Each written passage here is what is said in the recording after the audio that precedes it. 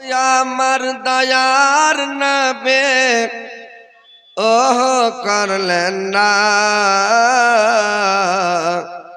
দেখবে যদি আয় রে তোরা, দেখবে ছোটে আয়, দেখবে যদি আয় রে তোরা, দেখবে ছোটে আয়। আমার হজর রাস্তায় চলতা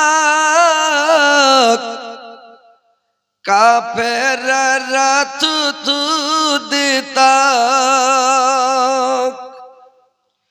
তব আমার দয়ার নবী, তব আমার দয়ার নবী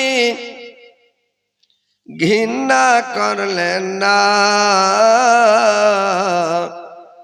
দেখবি যদি আয় রে তোরা, দেখবি ছোটে আয়, দেখবি যদি আয় রে তোরা, দেখবি ছোটে আয়।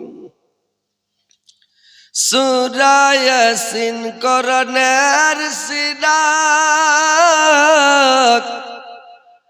মাটির সিনা ওই মদিনা, দয়ার নবী ঘুমিয়ে আছেন ওই যে মদিনায়,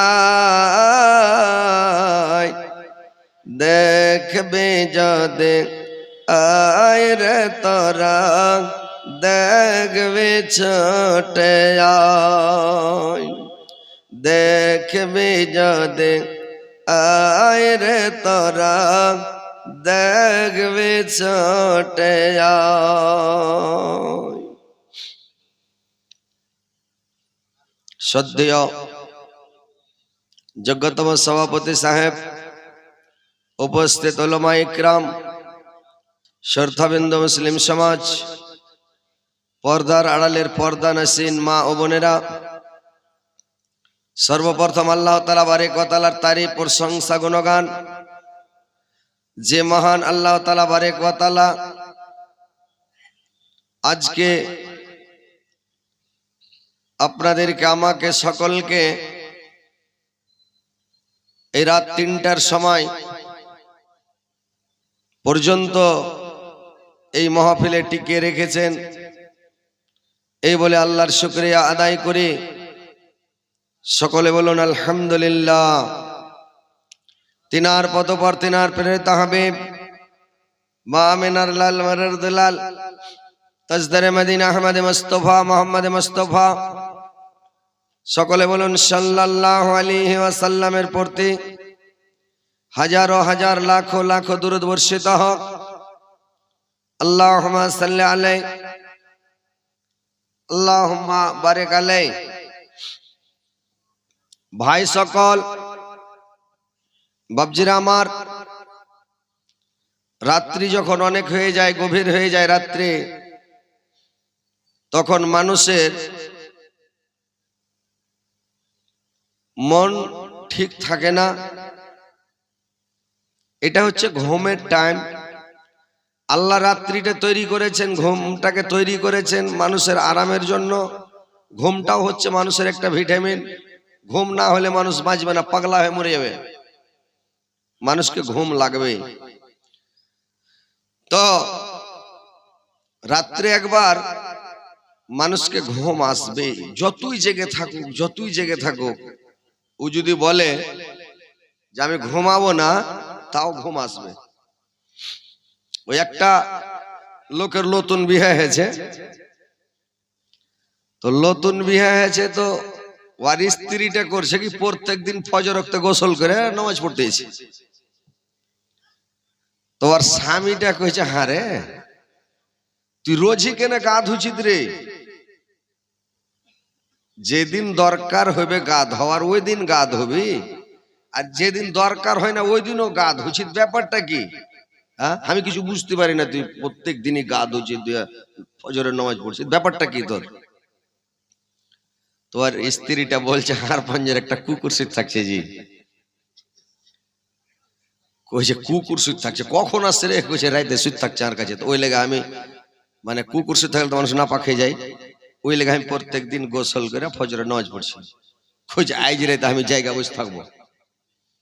ই তখন করেছি কি, মুখ ধরলি এখানটা গোড়াইছে, মুখ লিয়ে শুইতে আছে সারা রাত জায়গা থাকতে থাকতে থাকতে কত রাত হয়েছে না হয়েছে, আর রাত কি জায়গা থাকতে পারে, নিন চলে এসছে।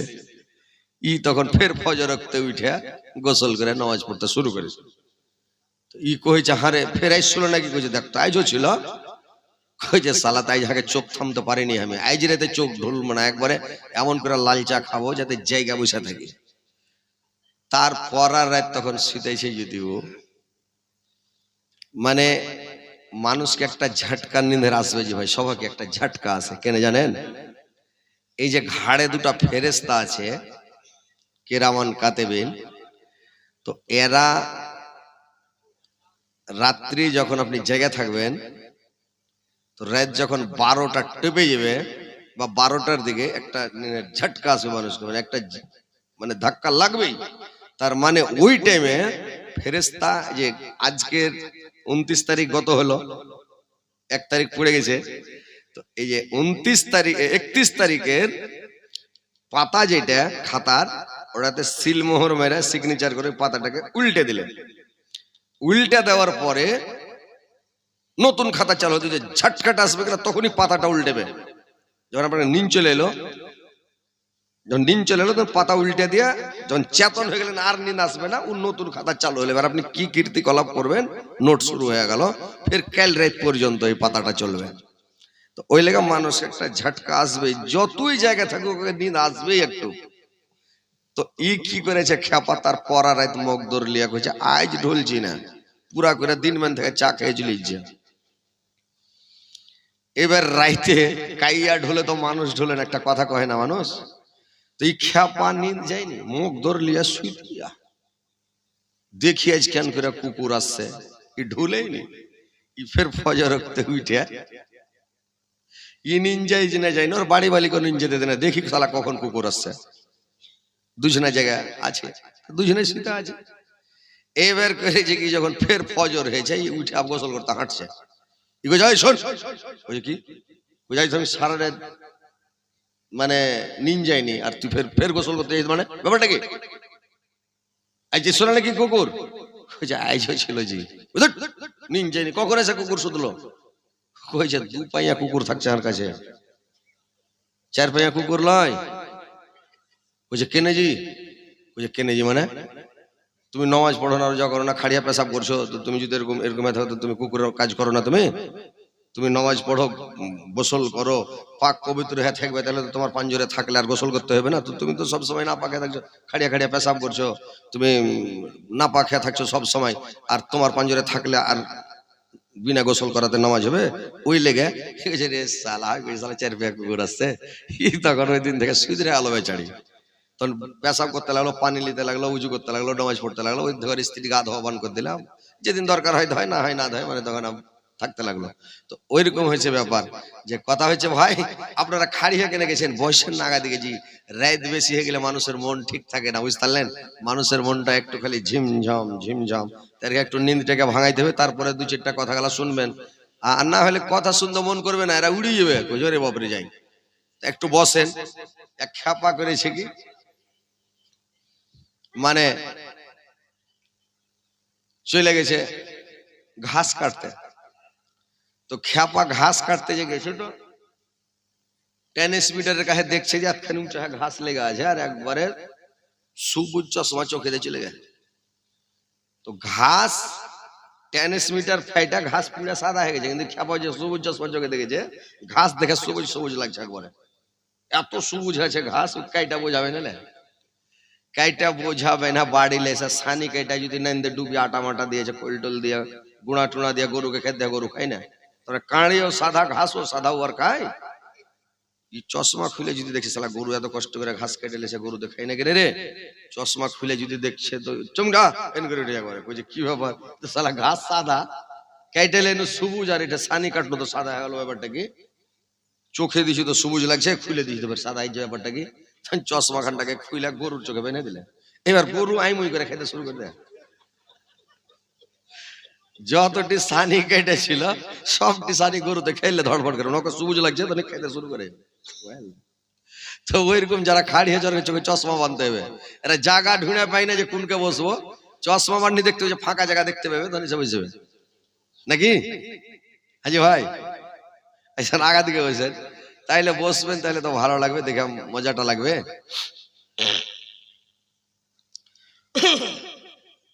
রাই থেকে গেছে মেলায়, বুঝতে পারছেন? গলা টলা সবার ঠাই যার, আপনার এতে তো লাল পানির অভাব মনে হয় পাওয়া যাবে না। আর লেমনটি বলা কেমন করে তেড়েছে, ও দূরে বসে আছে, ও ছেড়ে দেশে জালসা শুনছে লাগছে, ওরে বাপ রে বাপ। মানে প্রত্যেক লোকের পাশে একটা করে শয়তান থাকে, বুঝতে পারলেন? মানে ভাঙতে বের লেগে।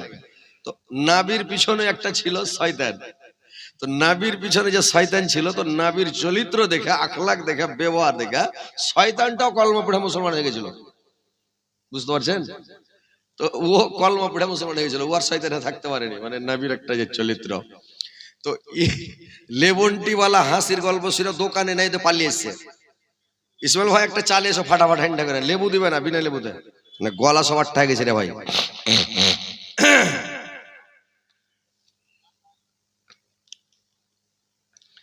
আমায় গাইতে দাও দয়াল, বাধা দিয়া না, মনের কথা বলতে দাও, জবান বন্ধ করো না, মনের কথা বলতে দাও, জবান বন্ধ করো না। আমায় আলোয় নিয়ে চলক, আমায় আলোয় নিয়ে চলক, আর অন্ধকার রেখো না, আমায় গাইতে দাও দয়াল, বাধা দিও না, মনের কথা বলতে দাও, জবান বন্ধ করো না, মনের কথা বলতে দাও, জবান বন্ধ করো না। অন্ধকারে রইল যারা, অন্ধকারে রইল যারা, দয়কল হারালো তারা, হেদায়েত দিয়া গো মাওলা, হেদায়েত দিয়া গো মাওলা, আর গুমরাহিতে রেখো না, আমায় গাইতে দাও দয়াল, বাধা দিও না, মনের কথা বলতে দাও, জবান বন্ধ করো না, মনের কথা বলতে দাও, জবান বন্ধ করো না। হাসরের মাঠে খাড় করবে যখন, আমল নামা দিবে তখন, হাসরের মাঠে খাড় করবে যখন, আমল নামা দিবে তখন, রহমান নাম আল্লাহ তোমার, রহমান নাম আল্লাহ তোমার, বাম হাতে দিও না, আমায় গাইতে দাও দয়াল, বাধা দিও না, মনের কথা বলতে দাও, জবান বন্ধ করো না, মনের কথা বলতে দাও, জবান বন্ধ করো না। যাহা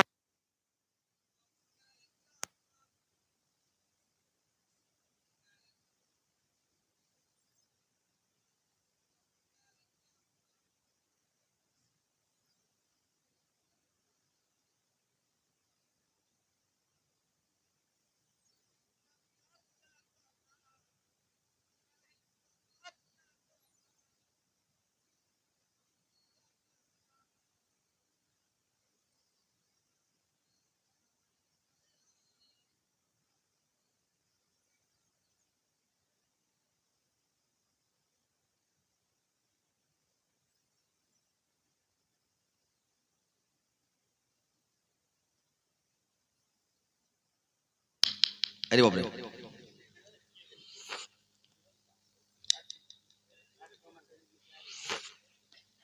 গরমের চোটে ঝাটকা মারছে।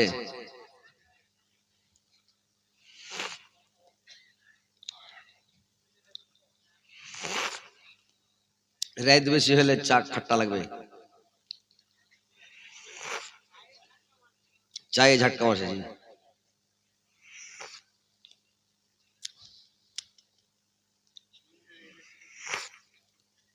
একটা বক্তা আছে মানে আমাদের বাঙালি, ও ফের কি করে খেপা, জাল সাথে যখন চলে যেতেন কাঁচা মরিচ 2-3টা সূরজমুখী মরিচ চাবিয়ে খেললে, আর সূরজমুখী মরিচ চাবিয়ে নিলে আর এই তো ঝাল লাগবে উসুস করবে, রাস্তা ক্লিয়ার হলো, যত ইয়ে আছে সব রাস্তা ক্লিয়ার। তো আর ভোল্টেজ ফেরে 11,000, এত চিল্লাইছে কিনা ফাটিয়ে দিবে মাইকটাকে, ইউনিট কেটে যাবে এরকম চিল্লাই। ও কুছ আস্তে চিল্লাও না, কুছ হবে না, আর ভোল্টেজ 11,000।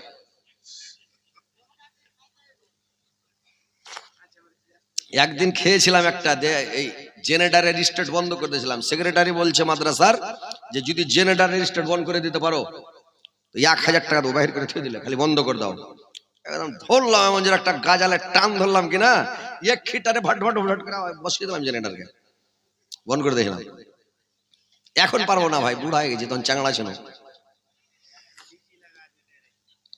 এটা বন্ধ করা যাবে না, ওয়াকে বন্ধ করতে হারি তারটার ছিঁড়ে শেষ।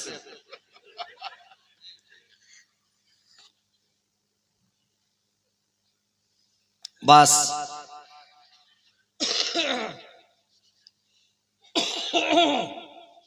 এইবার রাজধানী এক্সপ্রেস পিক আপ ধরে টাইনা একদম ধরে লিজে বন্দে ভারতের মতন চলবে, চো চো চো চো করে একবারে। কোনো জায়গায় চাক্কা ঠেকাবো, কোনো জায়গায় ঠেকাবো না, উড়ে যাবো।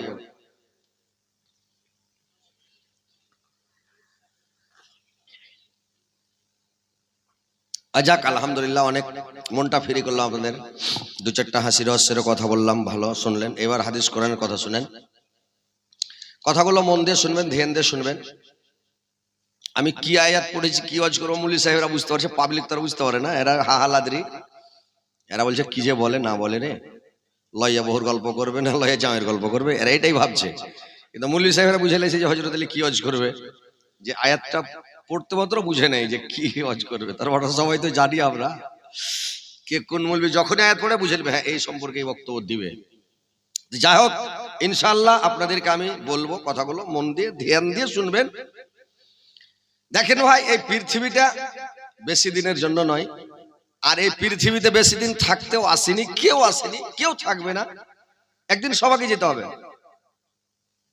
এখন জামানির গরম আছে, খুন ভিতরে টকবক করছে, এখন মনে দূর কিয়ামত কখন মরবো, কখন কি হবে।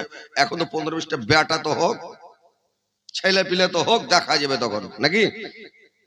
এখন মানুষ এটাই ভাবছে, যখন খুনের গরম কমে যাবে, যখন টেম্পার কমে যাবে, মাঞ্জায় ব্যথা, হাঁটুতে ব্যথা, শরীরে ব্যথা, মাথায় ব্যথা, বুকে ব্যথা যখন শুরু হবে, তখন আল্লাহকে বলে ধিয়ে নেবে, আল্লাহ কি করলাম, আমার যৌবন কালটাকে, জামানিটাকে তো আমি বেকার করে দিয়েছি, নামাজ পড়ি নাই, রোজা করি নাই, তাসবিহ পড়ি নাই, জিকির করি নাই, আল্লাহ কি করলাম, আমি সময়টাকে অযথা নষ্ট করলাম।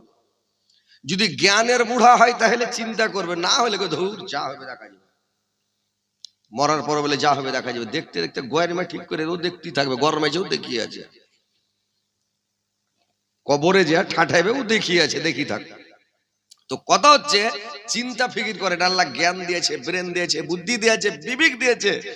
এমন কোন মানুষ খেপা নাই যে ও এগুলো বুঝতে পারে না। আর যে লোকটা বুঝতে পারে না, এত খেপা, আল্লাহর উপরে নামাজও মাফ করে দেয়। যে পাগল বুঝে না, খেপা, ওর নামাজ মাফ। অজ্ঞান হয়েছে, বেহুশ হয়েছে, ওর নামাজ মাফ। যখন বেহুশ হয়ে যাবে তখন ওর নামাজ মাফ। যে লোকটার জ্ঞানই নাই, পাগলা, মানুষের সামনে পায়খানা করে দিচ্ছে, মানুষের সামনে পেশাব করতে লাগছে, মানুষের সামনে ও মানে পাগলামো করে বেড়াইছে, জ্ঞানই নাই, ওই লোকটার নামাজ নাই ভাই, ও নামাজ পড়তে পারবে না। আর যে লোকটার জ্ঞান আছে, বুদ্ধি আছে, বিবেক আছে, ও বুঝতে পারছে, ওকে নামাজ হার হালাতে পড়তে হবে, ও যে করে পড়ুক, যদি ওর হাত পা ভেঙে চুর হয়ে যায়, অ্যাক্সিডেন্ট হয়ে, ওর হুঁশ আছে, নামাজের ওয়াক্ত হয়ে গেছে, ওকে নামাজ পড়তে হবে। খাড়িয়া পড়তে পারে না, ওকে বৈশা পড়তে হবে, বৈশা পারে না, শুতে পড়তে হবে, সুতা সুতা চোখের ইশারায় পড়তে হবে, কিন্তু নামাজ পড়তে হবে। কোন হালাতে নামাজ মাপ নাই, আপনি যেটাই করেন। আর যদি না করেন আল্লাহর আগা দিকে কিয়ামতের দিন বাঁচতেই পারবেন না, বাঁচতেই পারবেন না। আল্লাহ কিয়ামতের দিন কোরআনের মধ্যে এক জায়গায় আল্লাহ বলছেন, ফায়াউমাইজিন লা ইয়াসআলু আন জামবে ইনসা ওয়ালা জান, আমি জিন আর ইনসানকে কোনো প্রশ্নই করব না।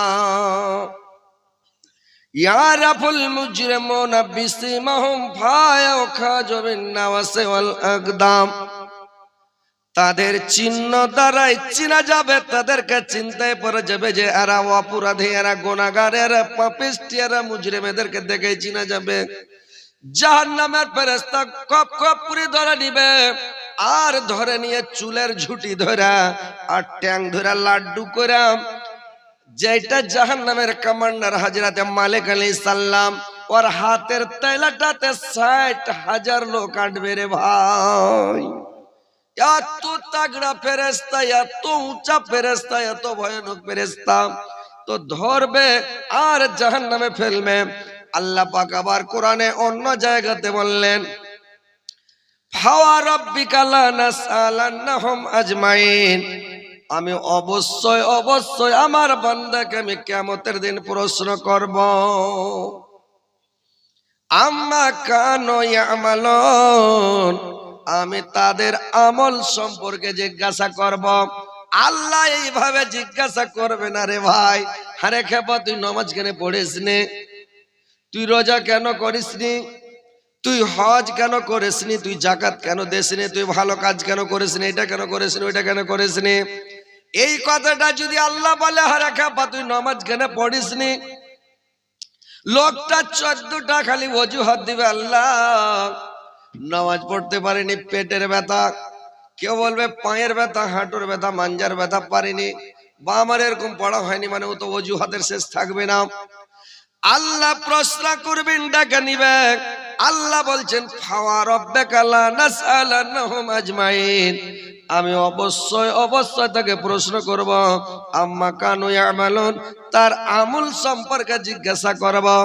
একটা শহীদ কারীকে ডাকা হবে রে ভাই, শহীদ কারীকে ডেকে বলবেন, বুখারী শরীফের হাদিস, শহীদ কারীকে ডাকানো হবে, ডেকে জিজ্ঞাসা করবে শহীদ কারীকে, আচ্ছা তুমি বলো তো, তোমাকে, তুমি পৃথিবীতে কি কাজ করেছো, তোমাকে তো তুমি কি কাজ করে শহীদ হয়েছ?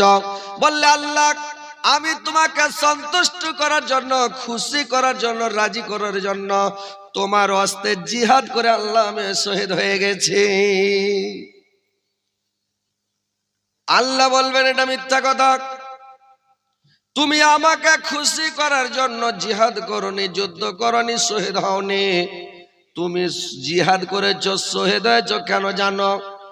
তোমাকে লোক বীর বলবে, যোদ্ধা বলবে, পাহুলমান বলবে, তুমি পাহুলমানে দেখিয়েছ, পৃথিবীতে শক্তি দেখেছ, আমার শক্তি খুব, আমার তাকত খুব, আমি যুদ্ধে লড়ব, আর যুদ্ধে লড়তে লড়তে শহীদ হয়ে যাব।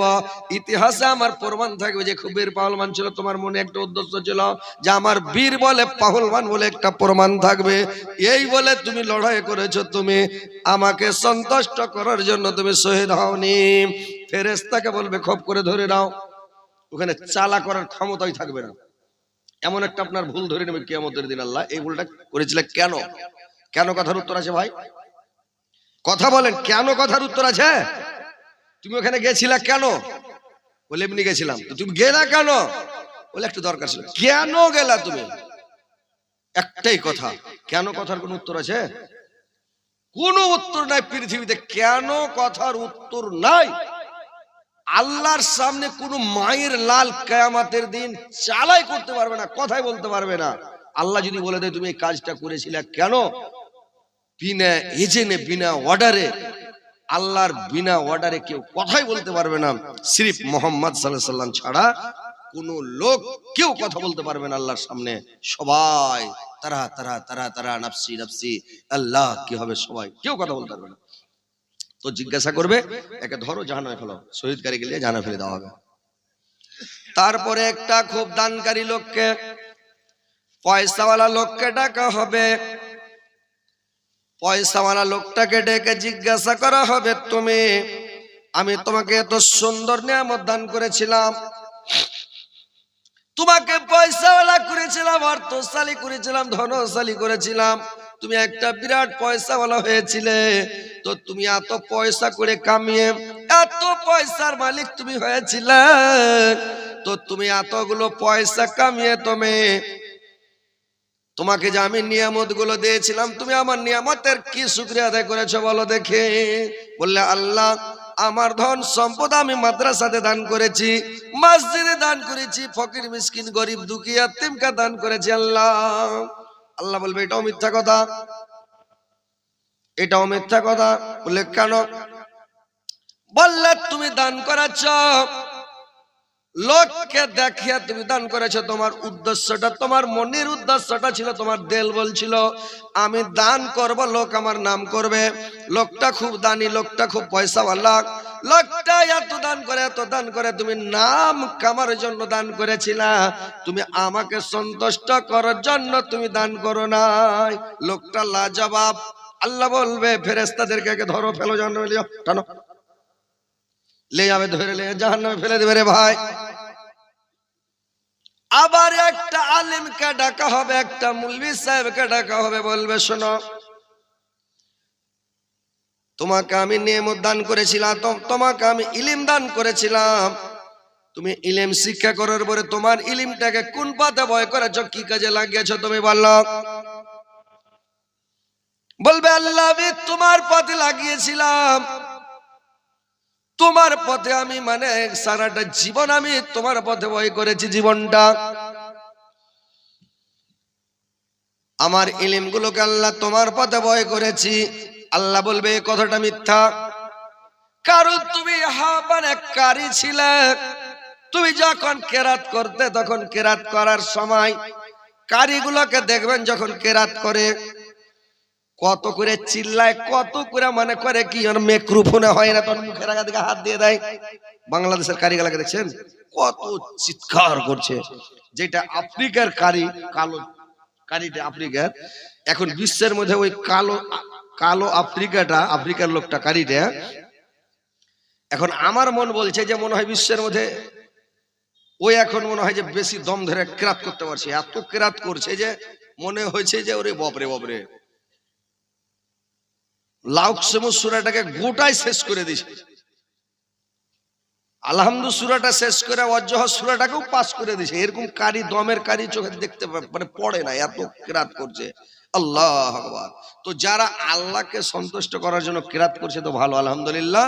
আর যারা আল্লাহকে সন্তুষ্ট করবে না, লোককে দেখে নাম কিনবে, আমাকে লোক কারি বলবে, আমাকে লোক কারি বলবে, আমার দুনিয়াতে নাম হবে, পৃথিবীতে নাম হবে, নামের উদ্দেশ্যে যদি কেরাত করে তাহলে ভাই ওকে জাহান্নামে নিক্ষেপ করা হবে। বলে, তুমি নাম কামার কারণে কেরাত করেছিলে।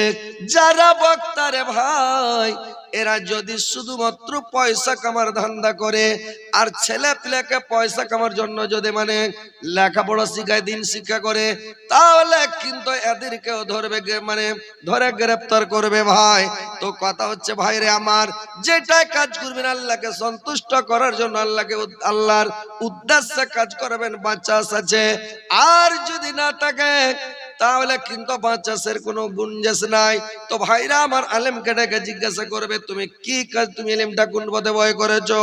যখন আলিমেরা, যখন মুলবি সাহেবরা খুতবাতে চড়ে নাই, জুমার দিন খুতবাতে চড়া নিলে তখন করে কি, মানে এমন করে ও তখন পড়ে, ওয়াকাজা রাব্বুকা আল্লা তা'বুদু ইল্লা ইয়াহু বিল ওয়ালিদাইনি ইহসানা, তোমরা তোমার পিতামাতার সাথে সুব্যবহার করো, তোমরা আল্লাহকে সন্তুষ্ট করো, তারপরে তোমরা তোমার পিতামাতার সাথে সুব্যবহার করো। আর তাদেরকে ধমক দিও না, মানে খেকড় মারিও না, জামানির গরম দেখাবে না, তাদেরকে শব্দ বলবে না, মানে এইভাবে তাদেরকে বুঝিয়ে বলে। কিন্তু যখন ও নেমে যায় জলসা থেকে, খুতবা থেকে নেমে যায়, বাড়ি চলে যায়, তখন কিন্তু আর নিজের মাকে ভাত দেয় না, বাপকে ভাত দেয় না রে ভাই, উল্টা কাজ করে। সেদিন কিয়ামতের দিন ফাঁসবে কিনা বলুন তো। তো যারা উল্টা কাজ করবে, হাদিসের উল্টা, ওই লোকগুলা সেদিন মানে পাকড়া হয়ে যাবে। তো কথা হচ্ছে ভাই, যে কোনো কাজ করবেন যেটাই উদ্দেশ্য থাকবে আপনার, উদ্দেশ্যটা যেন আল্লাহকে খুশি করা, উদ্দেশ্যটা যেন আল্লাহকে সন্তুষ্ট